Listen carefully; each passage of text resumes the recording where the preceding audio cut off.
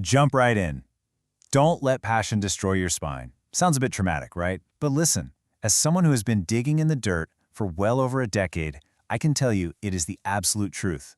We all love the smell of fresh earth and the feeling of growing our own food, but there's a harsh reality we kind of ignore. The traditional way we garden, it's secretly wrecking our backs. Especially as we get a little older, those aches and pains after a day in the yard are no joke. But don't worry, I'm here to share a total game changer in this explainer today. We're going to dive into the 32-inch rule. It's a brilliantly simple solution so you can keep your hands in the dirt without the agonizing back pain. Now, here is a hard-earned lesson I had to learn through way too many sleepless, achy nights. The height of your garden bed matters way more than the plants you actually grow. Seriously, back in my 20s, I could squat and bend over all day pulling weeds and wake up the next morning ready to go. But let's face it, our bodies aren't perpetual motion machines. The physical wear and tear of constantly bending over slowly sneaks up on us. We'll spend hours researching the sweetest heirloom tomatoes or the brightest flowers, completely forgetting that if the bed is too low, we're going to be exhausted before we even see a harvest. When you finally get the height right, it changes the whole shebang. So, what's the actual science behind this? The secret lies in what we call a neutral spine. Now, the goal here isn't to just be lazy or eliminate all physical effort. Gardening is a workout, and we love that. But it's about distributing that effort smartly. When you work right at waist height, your spine stays in its natural, upright position. What this does is shift that massive physical workload away from your vulnerable lower back, which is so prone to injury as we age, and moves it up to your strong arms and shoulders. You're basically making shorter, much safer, and way more controlled movements. And that brings us to the magic number, 32. The absolute golden rule for a comfortable, senior-friendly gardening experience is the 32-inch raised bed. Why 32 inches exactly? Well, for most adults, 32 inches hits perfectly right between the mid-thigh and the waist. Think about it. It's exactly like standing at your kitchen counter prepping dinner. You don't need those clunky kneeling pads anymore. You definitely don't need those awkward little garden stools that hurt your knees. The magic literally lies in that 32-inch mark. Let's break down exactly why this height is such a game changer. First off, you're drastically reducing how much you lean deeply forward. Second, you can easily reach right across the bed without straining. Third, your feet stay firmly and securely planted on the ground, giving you fantastic stability. But the absolute best part? Longer gardening sessions without being forced to stop. We've all been there, right? You're happily pruning away, and suddenly your lower back just screams at you to stop. 32 inches turns gardening from a painful chore into a smooth, easy activity, without needing to buy those super expensive, fully elevated table-style beds. Now, a lot of folks think, hey, any raised bed will do, right? Absolutely not. Let's bust that myth right now. Take a look at a 17-inch bed. Sure, it's better than crawling on the dirt, but you're still bending, you're still adjusting, and that fatigue is going to hit you fast. Bump it up to 24 inches? Okay, definitely an improvement. You're bending less, but it still doesn't feel effortless. But 32 inches? That is the sweet spot.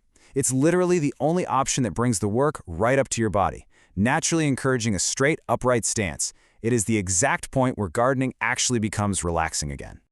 Okay, so we've got the height down, but the material you choose is just as crucial for your back health. We are looking at traditional wood versus modern galvanized metal. Now, I used to be a huge fan of wood. I love that rustic look, but wood inevitably rots. It requires heavy maintenance, it depends entirely on your climate, and let me tell you, repairing a rotting wooden bed is back-breaking work. That's when I realized galvanized metal is the way to go. It withstands the weather for years, requires basically zero maintenance, and holds its shape perfectly. You build it once, and you're done, rather than breaking your back every few seasons to replace rotting boards.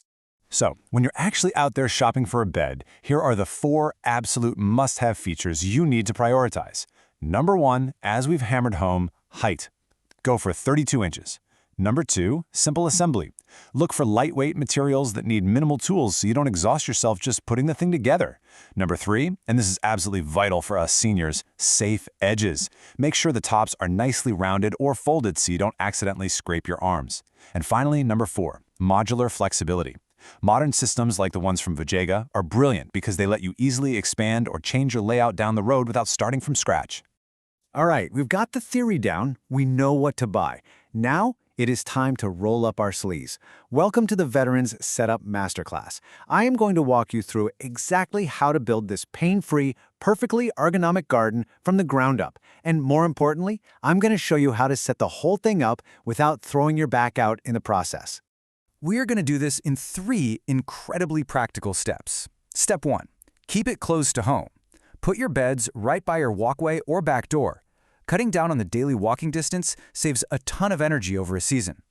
Step 2 is my absolute favorite, smart filling. Filling a 32-inch deep bed entirely with bagged soil will cost a fortune and totally wreck your back from lifting all those heavy bags. Don't do it.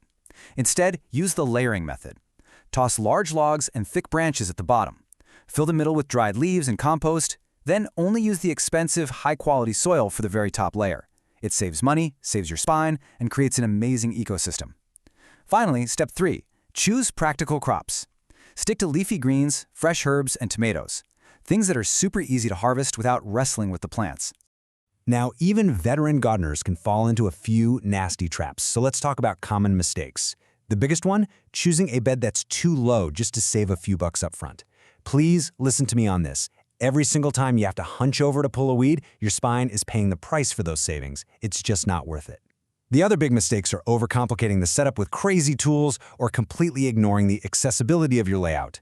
If your beds are squished together and you can't easily reach the center of them, you're going to get frustrated and stop using them altogether. Which leads me to a pretty provocative question to leave you with today. Are you going to keep enduring the pain, or are you ready to start gardening smarter?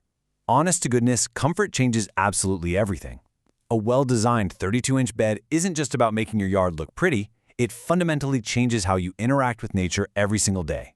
There is absolutely no reason to give up your passion just because of age or achy joints. Make the smart choice, elevate your garden, and rediscover that pure, pain-free joy of working the soil. Thanks for joining me for this explainer, and here's to your new pain-free gardening journey.